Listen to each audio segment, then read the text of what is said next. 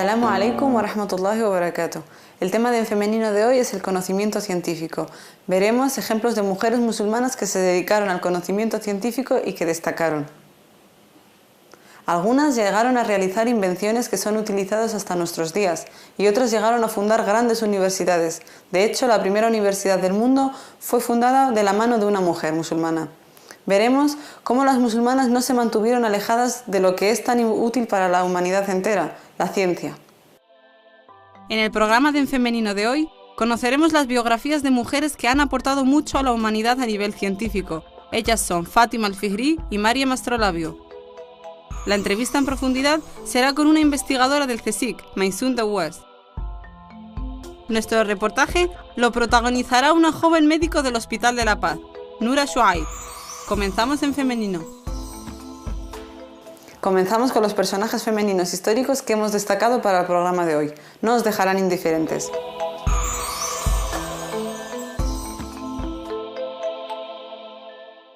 En el calor envolvente de un día soleado al noreste de Ifriqiya, Túnez actual, una familia noble viajó a Kairouan, a Fez, en Marruecos, durante el reinado de Idris II. Abdallah al-Fihri, un rico comerciante de Túnez, encontró en Fez un lugar excelente para continuar el negocio familiar. Sus dos hijas, Fátima y Mariam, heredaron una gran fortuna. Ambas mujeres se comprometieron a dedicar toda su herencia en beneficio de su comunidad. Mariam encabezó la construcción de la gran mezquita de Al-Ándalus y Fátima contribuyó en la construcción de otra mezquita llamada Al-Kairouan, ambas en Fez. Entre los siglos X y XII de la era cristiana, Al-Qarawiyyin fue la mezquita más grande del norte de África. Durante su construcción se incluyó el grado de universidad en ella, convirtiéndose así en la famosa Universidad Al-Qarawiyyin, que aún hoy forma parte de la mezquita. Al-Qarawiyyin es considerada la institución universitaria más antigua todavía en funcionamiento, según el libro Guinness de los Récords. Esta mezquita e importante centro intelectual en el Mediterráneo fue construido con materiales de su propio entorno. El agua fue proporcionado por un pozo excavado en el mismo lugar. La forma meticulosa en que se construyó esta mezquita procede de la voluntad sincera de una mujer aguda, en un primer lugar para merecer la bendición de Dios, a través de un acto de caridad donde la devoción y la lealtad solo a Dios eran la regla. Se cuenta que Fátima al-Fihri, conocida también como Benín, permaneció en ayuno las horas del día todo el tiempo que duró la construcción, hasta que terminaran las obras, así como se encargaba personalmente de los planes. Tanto el rey como el mismo Ibn Khaldún elogiaron este acto. Dio a los soberanos de la época una rica lección en términos de devoción y caridad. La mezquita se inauguró el 1 de Ramadán del año 235 de la Égira, 857 del calendario gregoriano. Las dos instituciones siguen en funcionamiento. La Universidad de Al-Qarawiyyin estaba muy bien considerada como uno de los centros espirituales y educativos del mundo musulmán, en un momento en que la ciudad de Fez constituía una de las ciudades más influyentes en el mundo musulmán. Durante siglos ha sido conocida como centro de la religión y de la cultura. Fátima al-Fihri fue sin duda inteligente al ubicar la universidad dentro de la mezquita, ya que atrajo a estudiosos de todas partes. La universidad ha forjado a grandes pensadores como Hassan bin Mohammed, León el Africano, conocido viajero y escritor de renombre internacional. Esta universidad jugó un importante papel en las relaciones culturales y académicas entre el mundo islámico y Europa. Su excelente reputación llevó a Gerberto de Aurillac a estudiar en la mezquita, quien más tarde se convirtió en el Papa Silvestre II, y que entre otras cosas introdujo los números arábigos y el cero que aprendió de los árabes al resto de Europa. También el famoso filósofo judío y teólogo Maimónides estudió junto con el filósofo Ibn al-Arabi, Ibn Khaldún y Al-Petragius. Estos estaban relacionados con la universidad, ya sea como académicos o como estudiantes. Hoy en día, Fátima al-Fihri es muy respetada y considerada por las mujeres marroquíes, por su sabiduría y perseverancia, ya que su voluntad personal ha hecho que ella sea una inspiración para todas las mujeres. Otra mujer estudiosa es Mariam al-Astrolabi. Mariam al-Astrolabiyya al-Ijliya vivió en el siglo X en Alepo, Siria. Fue una famosa científica inventora que diseñó, construyó y desarrolló astrolabios. El padre de Mariam fue un fabricante de astrolabios famoso en Bagdad, que más tarde se convertiría en su alumno. Los diseños de Mariam, hechos a mano, eran tan complejos e innovadores que fueron empleados por el gobernante de la ciudad de Alepo, Seif ad-Dawla, en época de la refinada dinastía Abbasí. Los astrolabios se utilizaban como instrumentos de posicionamiento global, que determinan la posición del Sol y los planetas, por lo que se utilizaron en los campos de la astronomía. Algunos astrolabios son pequeños y fáciles de llevar, por lo que fueron utilizados para contar el tiempo a modo de reloj. También para la navegación en la búsqueda de la ubicación por latitud y longitud. Los musulmanes le dan además otro uso, el encontrar al-Qibla, los horarios de las oraciones y determinar los días del inicio y fin de Ramadán, así como el día del Eid. Gracias a esta invención se descubrieron y localizaban los mares. En la actualidad, su mecanismo ha servido para el de la brújula, los satélites, así como es similar al mecanismo de la tecnología GPS. Se establecen las rutas aéreas, se desarrolló la astronomía, la posición de las estrellas y se llegó a la Luna. La dedicación de esta mujer al conocimiento y a la investigación ha hecho el nombre de Mariam Astrolabi recordable en la historia por sus diseños e ingenio, y pese a que otros como su padre diseñaban aparatos semejantes, el nombre del astrolabio se debe a ella. Sin duda, fue una mujer que aportó su creatividad por el bien común de toda la humanidad. Eso es un científico comprometido. Además, en este caso, mujer.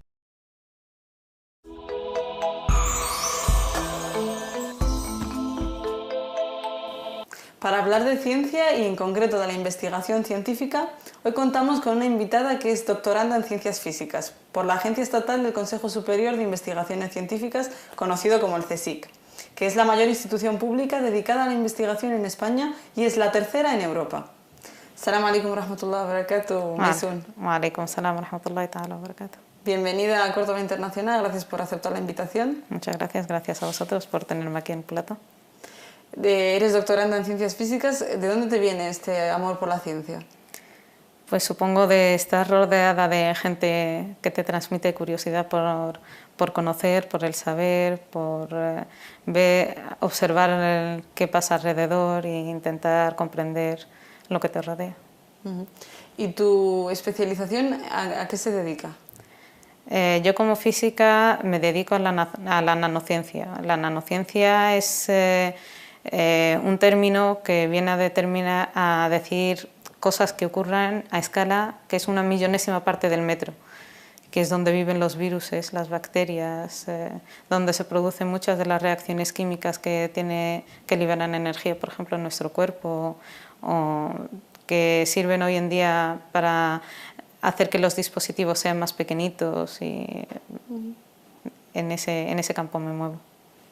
Y a nivel práctico, ¿qué usos tiene esta ciencia? Es decir, ¿qué repercusión va a tener a la sociedad cuando termines tu doctorado y concluyas tu trabajo? Yo espero que mi trabajo pueda estar integrado dentro de lo que es todo el mundo de la nanociencia, pueda aportar todo ello, pues un conocimiento más concreto de cómo funcionan las cosas a esta escala, como ya te he dicho, que es importantísima para poder controlar el comportamiento de los virus y que pasen de ser una cosa nociva a utilizarla para el bien de la humanidad, liberando fármacos en sitios localizados en el cuerpo humano, o por ejemplo para que los dispositivos tengan una mayor utilidad. Tiene muchísimas aplicaciones, pero no solo con la aportación que yo hago, sino entendido dentro de un todo, que es la nanociencia.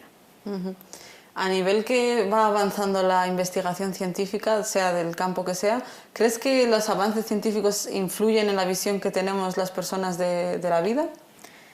Yo creo que hoy en día se valora muchísimo el trabajo de los investigadores y de la ciencia como saber, pero no está muy cerca de la gente. No todo el mundo comparte las vivencias que ocurren o que uno tiene dentro de un laboratorio o dentro de la universidad o en los ámbitos de investigación. Eso nos repercute a los ciudadanos normales y es una pena, porque no todas las cosas son muy complicadas de entender, pero hay cierto abismo entre la gente y los investigadores y hace daño, porque al final pues parece como si fuesen dos mundos paralelos. Exactamente.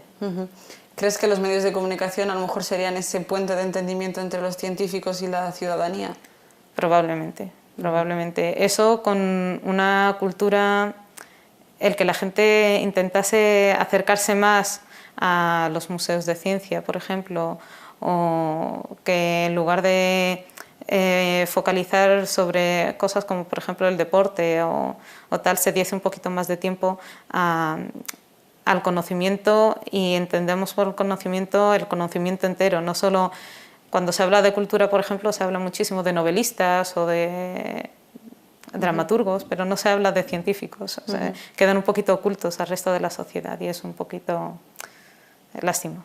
Es una lástima. Siempre hay una especie de discusión o, digamos, rivalidad entre las letras y las ciencias, ¿no? Por ejemplo, un joven a la hora de decidir la carrera que quiere estudiar, pues no sabe si letras o ciencias, o los padres intentan encaminar a los hijos hacia una dirección. ¿Tú qué crees que es más útil para la humanidad, las letras o las ciencias?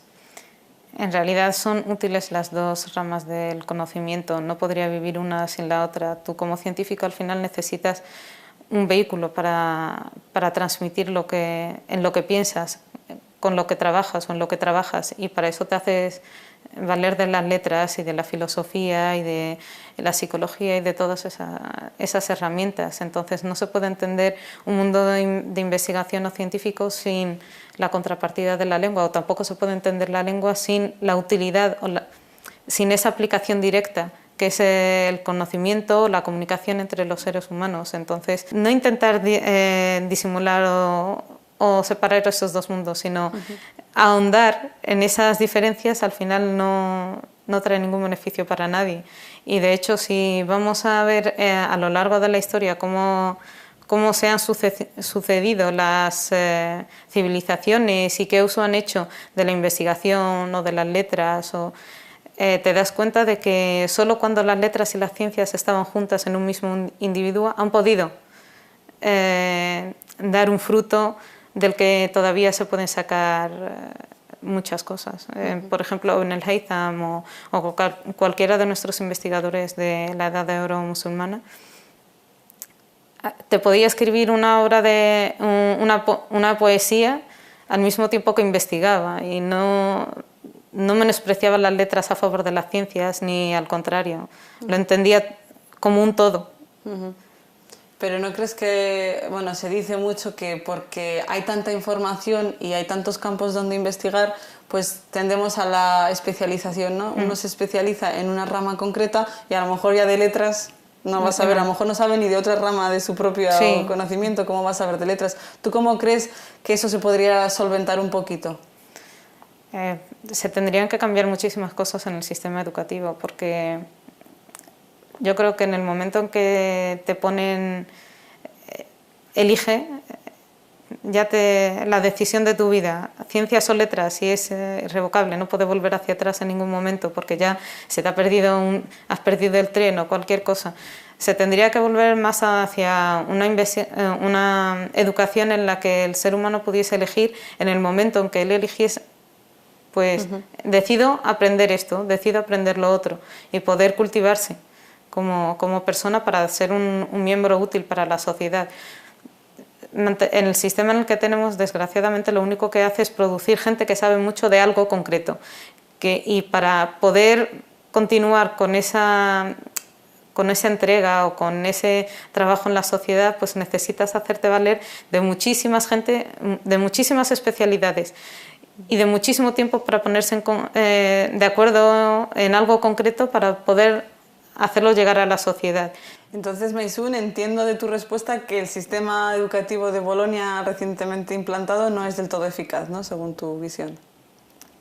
En realidad es que no solo el sistema Bolonia, sino el sistema también anterior, el que estaba anteriormente a Bolonia, y si vamos retrocediendo poquito a poquito en lo que es la enseñanza en el instituto, en el colegio o incluso en las guarderías, no respeta el ser humano y sus limitaciones para el conocimiento. No todos estamos adaptados del mismo modo, no todo el mundo entiende las cosas al mismo ritmo. no todos tenemos las mismas curiosidades, ni los mismos intereses, ni las mismas vocaciones. Puede que una persona escuche una canción una vez y sea capaz de tararearla, intentar reproducirla y tener algún tipo de éxito, algún porcentaje de éxito. Otras personas somos nulas para ello. Yo soy nula para reproducir música, o incluso si me cuentan una historia tengo que pararme a pensar mucho en cada una de las etapas de la historia para poder contarla a otra persona. Entonces, el sistema educativo tendría que respetar ese tipo de inteligencia humana, que se va adaptando según las necesidades que tiene, y de esa forma podríamos conseguir que la gente al final se acabaría especializando, pero de una forma más eficiente. ¿Me entiendes? Entonces no dejaría las ciencias a favor de las letras, ni las letras a favor de la medicina, sino que por el interés que le mueve intentaría coger de cada cosa lo que le sirve para poder ser útil para la sociedad, y seguramente produciríamos gente muchísimo más preparada, cualificada, hoy que se pone tan en duda lo de la cualificación y la preparación, y gente muchísimo más dichosa con la tarea que le toca hacer para desempeñar dentro de la sociedad. Volviendo un poquito al tema de la ciencia, pero en este caso la percepción que tenemos nosotros de la realidad, se dice, ¿no?, que esa percepción no siempre responde a la misma realidad. De hecho, tenemos varios ejemplos, por ejemplo el de los sonidos, ¿no? El ser humano no está habilitado a percibir todos los sonidos, son un espectro, además creo que muy reducido en comparación con el que existe. Lo mismo con los colores, no podemos discernir todos los colores que existen, simplemente un espectro. ¿Crees que estas cosas que nos muestran que no todo lo aparente es realmente lo que es, crees que estas cuestiones acercan al científico a la fe, o crees que no tendría por qué? No solo el científico cada vez que se plantea una pregunta no sale, incluso conociendo la respuesta, para él es más emocionante la respuesta cuando la conoce, la solución del problema, porque le enseña la inmensidad del mundo que le rodea y dónde estaba él preguntándose una porción muy pequeñita de esa solución tan grande. Como tú decías del espectro, menos mal que el espectro, alhamdulillah, que el espectro audible en el ser humano es tan limitado, porque entonces no podríamos ni concebir el sueño, ni estar tranquilos, ni concentrarnos. Lo mismo pasa con los colores. Alhamdulillah que solo podemos ver los que vemos. Y así podemos hacer nuestras tareas cotidianas sin ningún tipo de problema. Existen muchísimas cosas a nuestro alrededor que nosotros no somos conscientes de ellas. Incluso ahora en la ciencia uno dice, bueno, se están haciendo avances, hoy con microscopios potentísimos podemos ver átomos incluso moviéndose de un lado para otro, y controlarlos y cogerlos y soltarlos y calentarlos y hacer que hagan prácticamente lo que queramos. Podemos jugar con cadenas de ADN porque funcionan como un muelle, estirándolas o encogiéndolas. Todas esas cosas son abrir nuevas fronteras para el conocimiento, pero siempre sigue habiendo más preguntas y más cosas que responder. Y de hecho uno si hace lecturas del Corán y más en Ayat al-Kursi, se da cuenta de que nosotros en realidad de todo lo que conocemos solo es la porción que Allah subhanahu wa ta'ala nos ha dejado conocer.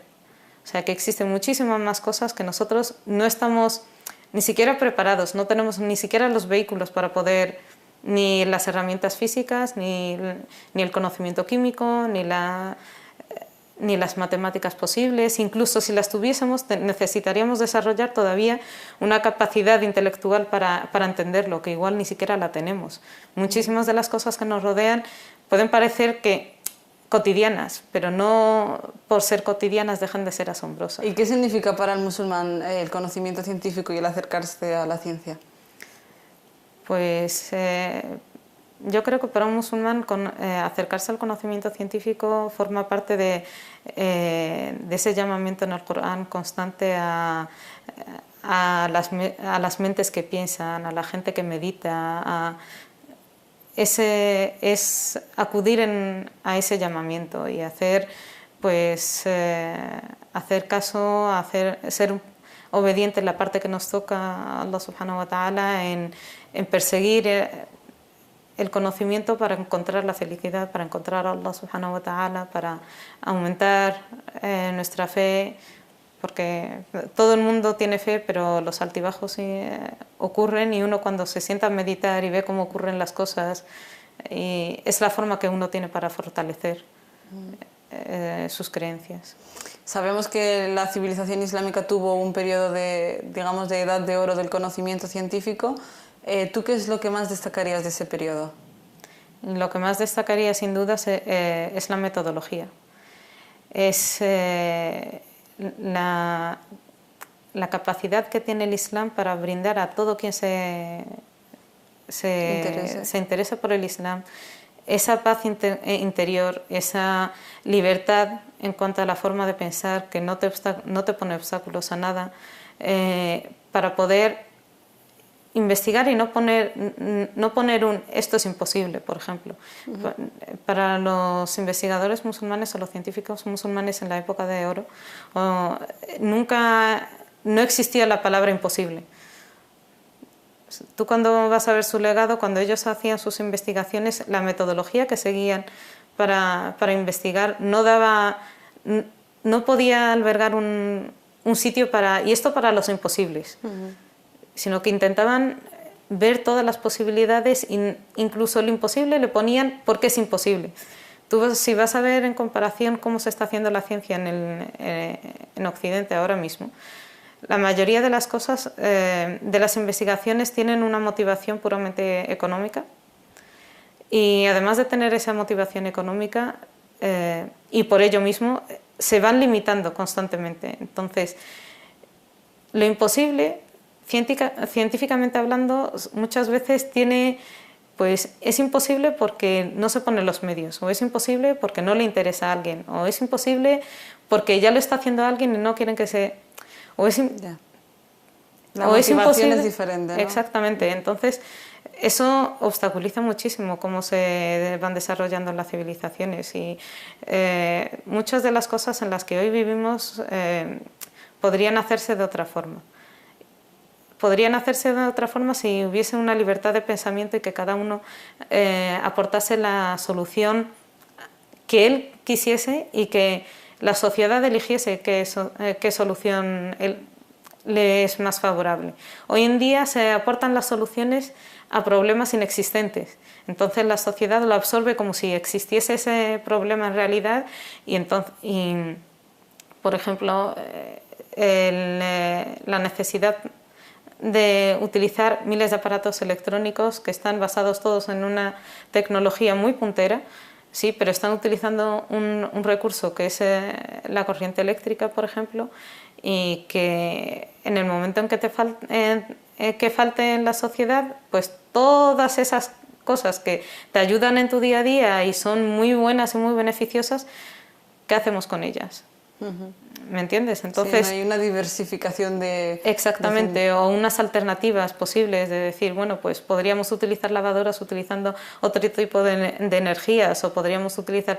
Pero como ya se encauzó en su día el camino hacia utilizar la electricidad como única alternativa, pues no se ha pensado en más, y a lo mejor estamos agotando un recurso por no abrir nuestro límite de investigación, o por justo esto es imposible. Si tuviéramos que hacer un paralelismo, una comparación entre el método científico de los musulmanes en su época dorada y la de Occidente, ¿cuál es la diferencia que tú destacarías? La libertad del pensamiento. No tengo por qué hacer algo que necesariamente la sociedad lo vaya a apreciar ahora mismo. Muchísimas de las cosas que hacían nuestros investigadores o nuestros científicos en la Edad de Oro musulmana no buscaban que la sociedad se lo agradeciese en ese momento, ya me lo agradecerá después. Yo lo estoy haciendo por agradar a Allah subhanahu wa ta'ala, porque Él me ha dado unas capacidades y yo las tengo que utilizar. Me ha dado la capacidad de poder ver en las cosas algo que la gente no lo va a poder ver. Por ejemplo, los regadíos, o optimizar el tiempo con relojes cada vez más sofisticados. Ibn al-Haytham, cuando estudió la óptica, y Pues la óptica que estudió Ibn al-Haytham probablemente hasta hace bien poco no se podía aprovechar del todo. Y él no la hizo pensando en, bueno, esto mañana lo pongo en el mercado y me voy a hacer de oro. No lo hizo con esa intención. La hizo con una intención de, bueno, yo lo estoy haciendo y como mi intención es agradar a Allah subhanahu wa ta'ala por el bien que me ha dado, esto en algún momento tendrá su utilidad.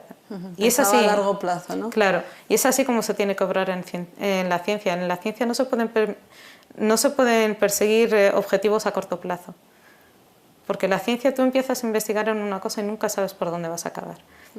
Recordamos que el invento más destacable de Ibn Haytham fue la cámara, ¿no? Exactamente. La cámara fotográfica que luego dio a la de vídeo. Claro, y entonces el Qumra, que es como él la llamó en su día, el Qumra no se ha utilizado hasta comienzos del siglo. Ahora el momento de auge de las cámaras, ¿no? Sí, de su utilidad y todos los beneficios que está trayendo a la sociedad, pero ahora, cuando muchísimos siglos desde que él la inventase, entonces uno tiene que saber que la investigación no puede estar supeditada a la economía ni a la obtención de beneficios inmediatos. Tiene que ser un campo libre en el que solo los que realmente tienen intención de entrar deberían entrar y no tendría que tener esas limitaciones de vamos a utilizar únicamente este tipo de energía o este tipo de material, sino tendría que ser la libertad que ofrece, precisamente porque el Islam ofrece una libertad. No te está poniendo límites a nada, no te está poniendo imposibles, no te está poniendo tabúes, no te está poniendo tapujos, no te está poniendo obstáculos. Te permite ir inspeccionando y explorando todos los límites del conocimiento sin pensar en que en algún momento me voy a topar con algo. Es verdad que muchísimos científicos y muchísimos fuqaha se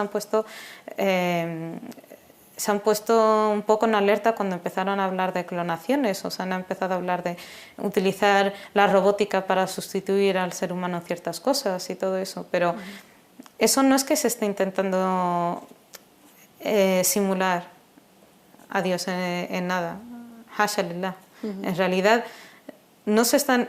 las libertades que ofrece el Islam en ese sentido es que tendríamos que aprovechar cada cosa para el bien de la humanidad. Entonces, si existe esa posibilidad y el ser humano está pudiendo llegar a eso, pues se tendría que ver en qué beneficio se podría utilizar para la humanidad. Por ejemplo, tú vas a ver las investigaciones a dónde han llegado la ciencia en ciertos tipos de cosas y han sido unas historias un poco amargas. Nosotros hoy utilizamos, por ejemplo, cosas basadas en la física cuántica y la física cuántica se ha desarrollado a través de la bomba de hidrógeno de Hiroshima y entonces son episodios tristes para la ciencia y más para la humanidad, pero gracias a ella hoy conocemos que se podría haber utilizado otras cosas, pues probablemente sí. No podemos tenemos que intentar abrir el máximo de las expectativas para que allá donde se pueda investigar, los musulmanes podamos investigar e intentar buscar el bien en todo lo que uno hace. Hablamos mucho de la época dorada de los musulmanes, pero esa época finalizó desgraciadamente. ¿Por qué crees, así en resumen, cuáles fueron las razones por las que decae la civilización islámica en materia científica? Probablemente habría muchísimas causas. No solo cayó en la ciencia, sino que fue toda una civilización la que sufrió en esos momentos.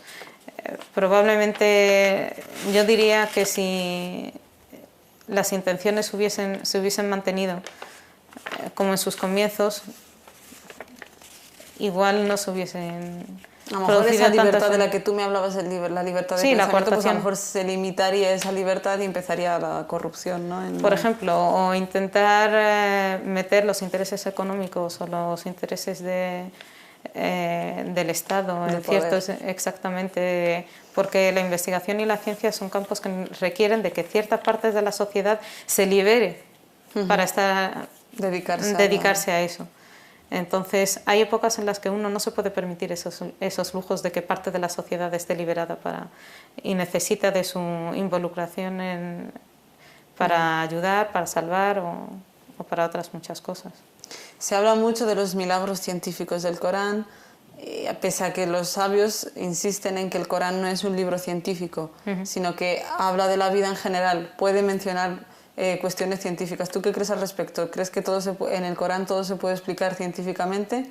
¿Qué visión tienes? Yo creo que el Corán es un libro más que sagrado, es especial, se mire por donde se mire. Uno no puede mirar al Corán sin salir entusiasmado, feliz, contento, lleno, colmado de todo lo que él busca, de todo lo que uno encuentra. Yo personalmente no busco encontrar milagros en el Corán ni coincidencias entre el Corán y la ciencia. Y yo sé que existen muchas corrientes sobre el estilo. Está el doctor Zaghloul Najjar, que tiene libros y programas acerca de los milagros en el Corán e intenta siempre ver qué milagros suceden en el Corán y el ejemplo más cercano que podamos tener a nuestro alrededor. Pero si te soy sincera, hay muchísimas cosas que nosotros conocemos hoy que hemos llegado a ellas a través de teorías, y las teorías son válidas hasta que de repente aparece otra teoría y la anterior ya no vale y entonces está la nueva, y entonces obligar a que el Corán pase por esos caminos no me parece noble. El Corán está por encima de esas cosas. Uno puede mirar y decir subhanallah, se parece a lo que aparece en el Corán, pero no intentar buscar de cualquier forma esa coincidencia, exactamente. El Corán está por encima de eso y las teorías son teorías, al fin y al cabo. Pero Maysoon, tú como científica o investigadora en físicas, ¿impresiona más el Corán cuando lo lees desde la mentalidad de una científica? Sí, impresiona más porque te das cuenta de que las palabras, volviendo otra vez a lo de letras o ciencias, cuando te das cuenta de que hay ciertos procesos, por ejemplo, cuando están hablando de cómo las abejas cogen la miel en Surat al-Nahl, por ejemplo, es impresionante ver el tipo de palabras que se están utilizando y cómo se están utilizando y la historia cómo se está contando. Entonces, o por ejemplo cuando vas a Surat al-Waqi'a y aparece el ayah de Wala aqsamu bima waqi'a an-nujum, sobre la posición de las estrellas. Sobre la posición de las estrellas, exactamente. Que dice que sobre la posición de las estrellas y lo estricto que es su posicionamiento, uno mira hacia el universo y dice, bueno, si el universo es extensísimo, que se pongan donde quieran. Pues no se ponen donde quieran. Tienen su sitio concreto y obedece a una ley que nosotros, por mucho que investiguemos, siempre nos estamos aproximando. No es que tengamos exactamente la posición de las estrellas, siempre son aproximaciones con tanto por ciento de errar y tanto por ciento de acertar. Y cuando ves que las estrellas están puestas de esa forma, subhanallah, obedeciendo a las leyes exactamente naturales a las que Allah subhanahu wa ta'ala les ha escrito que tienen que estar, te das cuenta de que ese qasam, ese juramento, no es en vano. Es un juramento y tiene su peso. Y alhamdulillah que están las cosas dispuestas de esa forma. Has mencionado el ejemplo de Surat al-Waqi'a, de las estrellas y de la abeja. ¿Algún ejemplo más así que merezca la pena mencionar a este respecto? Existen muchísimos que uno podría ver. Por ejemplo, cuando está hablando de las montañas, que son las que sustentan la Tierra para poder mantener su rotación. Eso es una cosa muy importante. Para la gente que estudia geografía o para tal, probablemente no pasará sobre esas leyes sin pensar. O por ejemplo, cuando dice que Allah subhanahu wa ta'ala es el poseedor de las tierras de los cielos y la tierra, también tiene su sentido. Una pregunta que le suelo preguntar a casi todas las invitadas en femenino: ¿crees que hay una manera de hacer ciencia en femenino?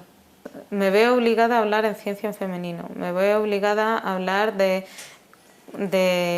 cómo actúa la mujer musulmana, de cómo se tienen que hacer las cosas compartidas en una sociedad que está formada por hombres y mujeres, pero en realidad me veo obligada porque yo no pienso que tendría que haber una cosa llamada femenina y otra cosa llamada masculina. En las sociedades occidentales que nos han obligado casi a pensar nos han obligado a pensar en que existe una cosa llamada masculina y existe otra cosa llamada femenino. Igual que cuando uno se mete en investigación se da cuenta de que hay una forma de hacer investigación llamada occidental y hay otra llamada musulmana. Yo creo que hoy en día en Occidente sí que hay una forma de hacer ciencia en femenino y se distingue por intentar hacer las cosas... Voy a arriesgarme y decir hacer las cosas bien. Porque siempre, al final, las mujeres musulmanas, las mujeres en general, se ven obligadas a hacer las cosas muy bien, mejor que el resto de sus compañeros hombres, para que no se vean... Destacar. No solo para destacar, para que no sean el objetivo de todas las mofas y el objetivo de todas las críticas y todas las estas. Y en femenino y en musulmana todavía más. Por último, Maysoon, ¿cuál es el deseo que tendrías para tu carrera profesional? ¿Dónde te ves en el futuro? ¿Qué te gustaría conseguir? A mí me gustaría conseguir reinstaurar la metodología musulmana en la forma de hacer ciencia, sobre todo en caso de las publicaciones y en la forma de evaluar los proyectos y intentar independizar la ciencia de los motivos económicos. Pues muchas gracias, Maysoon, por esta entrevista tan interesante. Espero que a nuestros espectadores también les haya interesado y espero volverte a ver aquí por Córdoba Internacional. Barakallahu fiki. Uno de los ejemplos de participación científica más exquisita, ética y moralmente hablando, es ejercer la medicina. Hemos querido acercar a nuestros espectadores la realidad de una joven médico de Madrid, Nura Shuaib. Esto es lo que nos ha contado.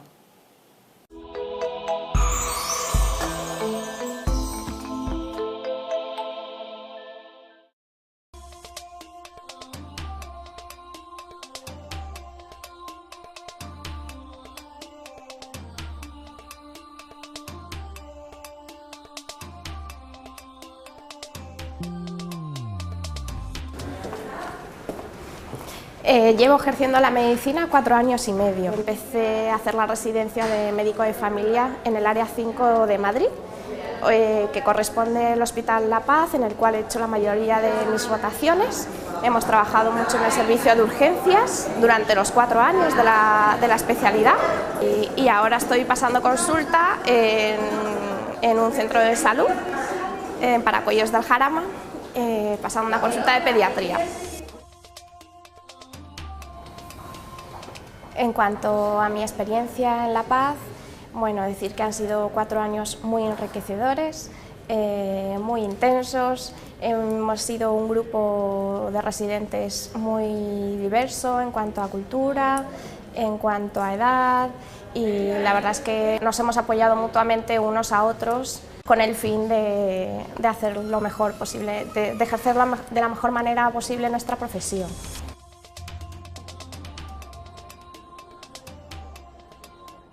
Cambia mucho la visión de la medicina desde que eres estudiante hasta que empiezas a ejercer, ¿no? Hay una gran diferencia, en el momento de ejercer implica una gran responsabilidad. Mi día a día en la consulta pues, varía mucho dependiendo de si estoy trabajando con niños o con adultos. En cuanto a los adultos, tenemos entre 40 o 50 pacientes diarios más o menos. Muchas veces tenemos que salir y hacer avisos a domicilio, porque hay muchos pacientes que están inmovilizados.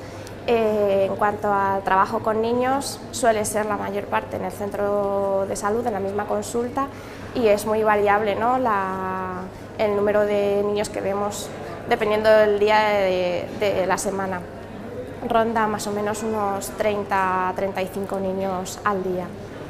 Las reacciones de la gente al verme en la consulta, pues la verdad es que son muy diferentes, ¿no? Muchos pacientes se sorprenden cuando empiezo a hablar español. Me dicen, anda, pues bueno, pero si hablas español. Muchos pacientes me felicitan, me preguntan de dónde soy y me animan a seguir con ello. La verdad es que no he tenido ninguna experiencia mala con los pacientes en cuanto a la manera en la que voy vestida, ¿no?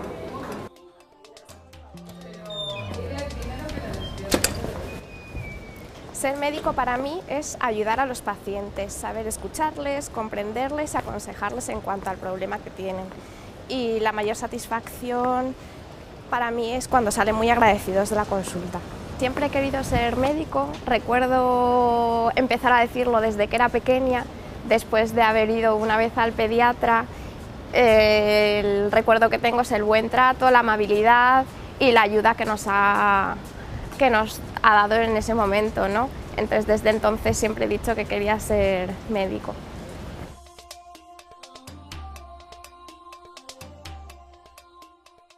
El Islam influye de forma muy positiva en el desarrollo de mi profesión.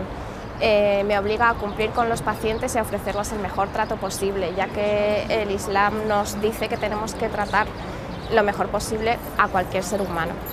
Los valores del Islam me ayudan a ser mejor médico, sintiéndome obligada a seguir aprendiendo, a actualizarme permanentemente por el bien de mi profesión y de mi comportamiento como musulmana. Además, creo que es un buen ejemplo de convivencia con otras religiones. Me siento muy integrada en la sociedad española, no he tenido ninguna dificultad ni ningún problema en las consultas a la hora de desempeñar mi profesión.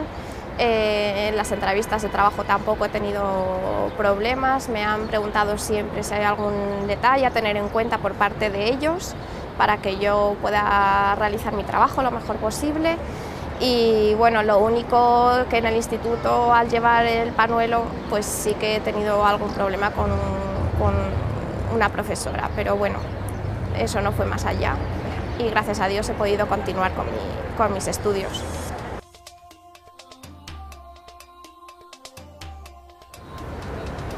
El trabajo en las urgencias ha sido una de las partes más duras de la residencia. Dado el horario de trabajo, pues son guardias de 24 horas en las que tienes que estar lo más atento posible, preparado para cualquier situación de urgencia vital que puede llegar en cualquier momento. El número de pacientes en este hospital en concreto es muy alto y bueno, hay que estar pendiente en todo momento y priorizar el nivel de gravedad de unos pacientes a otros. Ante todas estas situaciones que he descrito, pues lo más importante es el trabajo en equipo, ¿no? Que eso pues es lo que hemos tenido aquí, un buen ambiente de trabajo, un trabajo siempre ayudándonos unos a otros para atender lo mejor posible cualquier situación de estas que podemos tener. En cuanto a la conciliación familiar, pues bueno, tengo que decir que al principio sí que me ha costado adaptarme porque son muchas horas de trabajo y bueno, poco a poco con el apoyo de la familia, de mi marido, pues he conseguido organizarme bien y poder hacer mi trabajo en casa y fuera de casa lo mejor posible.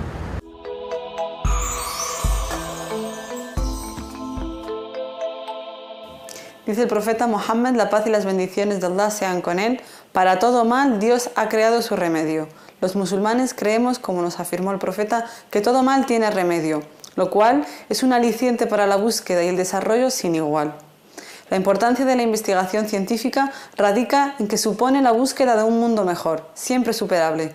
Si además tenemos la creencia de que es posible, la esperanza y la motivación aumentan considerablemente.